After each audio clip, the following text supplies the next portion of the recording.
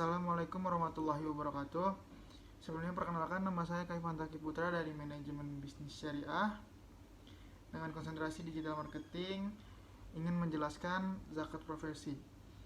Baik, zakat profesi itu adalah zakat yang dikenakan pada setiap pekerjaan, baik dilakukan sendiri maupun bersama lembaga yang menghasilkan uang halal yang memenuhi nisab. Dan zakat profesi atau zakat pendapatan adalah zakat harta yang dilakukan dari hasil pendapatan seseorang atau profesinya bila telah mencapai nisab seperti karyawan, pegawai dan sebagainya.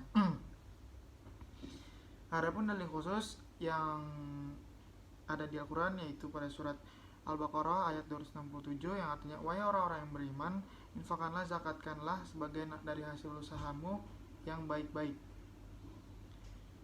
Kemudian harta pendapatan dari hasil profesi dikeluarkan zakatnya dikarenakan dari sifat hartanya pendapatan dari hasil profesi termasuk dalam 3 kriteria harta atau ma'al, yaitu harta profesi mempunyai nilai ekonomi yaitu nilai tukar, bukan sesuatu yang gratis untuk mendapatkannya, boleh dibantu dengan imbalan kecuali kalau sesuatu itu ditadabarukan.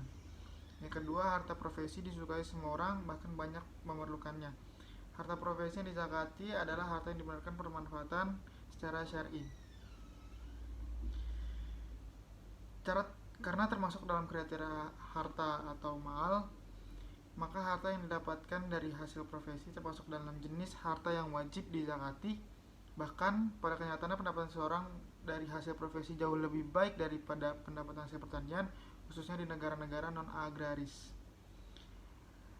Bagaimana cara mengeluarkan zakat profesi? Para ulama berbeda pendapat tentang cara mengeluarkan zakat profesi dalam edukasi ini menggunakan analogi kemungkinan, qiyas shibh. Menganalogikan nisab zakat menghasilkan kepada zakat hasil pertanian karena model memperoleh harta penghasilan mirip dengan dari hasil pertanian. Nisabnya senilai 653 kg beras. Sedangkan kadar dianalogikan pada zakat emas atau zakat uang sebesar 2,5% karena model bentuk harta yang diterima sebagai penghasilan berupa uang. Yang ketiga, waktu mengeluarkannya setiap kali menerima panen.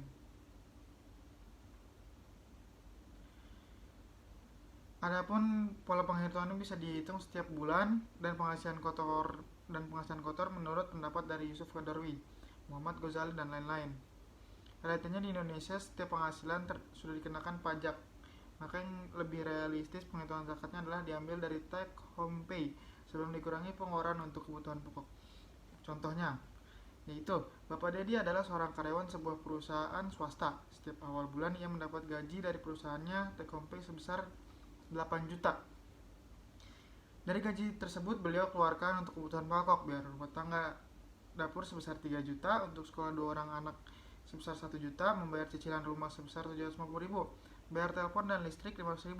Apakah Bapak Dedi jawab wajib membayar zakat?